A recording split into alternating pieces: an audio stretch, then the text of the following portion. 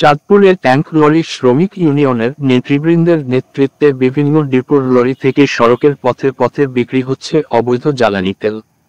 এতে করে নিজ ক্রয়ের নির্দিষ্ট তেল থেকে বঞ্চিত হচ্ছেন প্রকৃত ডিলারগণ। যদিও ট্যাঙ্ক লরির চালক ও হেলপারের মাধ্যমে এসব চোরাই তেল বিক্রি হচ্ছে। মূলত এর পেছনে রয়েছে চাঁদপুর ট্যাঙ্ক লরি শ্রমিক ইউনিয়নের সভাপতি, সাধারণ সম্পাদক সহ অন্যান্য নেতৃবৃন্দরা। গত কয়েক বছর ধরেই চাঁদপুর শহরের বিভিন্ন স্থানে এমন অবৈধ তেল বিক্রি হয়ে আসছে। শুধু সড়কের বিভিন্ন স্থানে নয়, লরি, ভাউচার থেকে এমন চোরাই তেল রাখছেন ডিপোর কাছে থাকা বিভিন্ন শ্রমিকরাও। গত কয়েক মাস ধরে অনুসন্ধান করে দেখা গেছে চাঁদপুর শহরের পদ্মা, মেঘনা ও যমুনা ডিপোতে যখন কোনো ভাউচারে তেল ভর্তি করে ডিপোর গেট থেকে বের হন, তখনই ভাউচারের চালক ও হেলপারগণ পাইপ দিয়ে বিভিন্ন সাইজের গ্যালনে তেল নামিয়ে সেগুলো মজুত করে অন্যত্র বিক্রি করে। মানে 60 লিটার দিচ্ছেন এদিকে, মানে ওনার কাছে বিক্রি করছেন?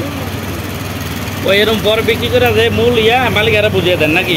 মানে আপনি 60 লিটার ওনার কাছে বিক্রি করছেন? 60 লিটার আপনি যদি 100 লিটার দুই দাম কর, দুই দাম এটা আপনি বিক্রি করছেন না উনি ডিপো থেকে আনছে? মানে এই তেলটা তো ডিপো আনছে। তো ডিপো থেকে আনলে আপনি এটার ভিতরে করে ওনার মাল নিয়ে আসছেন?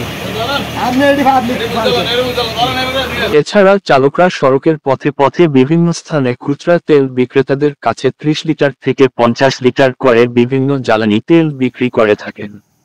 গত কয়েক বছর ধরে দেখা গেছে চাঁদপুর কুমিল্লা আঞ্চলিক মহাসড়কের কুমারডুগি এলাকায় থাকা রাশেদ গাজী ট্রেডার্স নামের একটি তেলের দোকানে প্রতিদিনই দিনের বিভিন্ন সময়ে বিভিন্ন ভাউচার থেকে পাইপ দিয়ে জ্বালানি তেল নামানো হচ্ছে।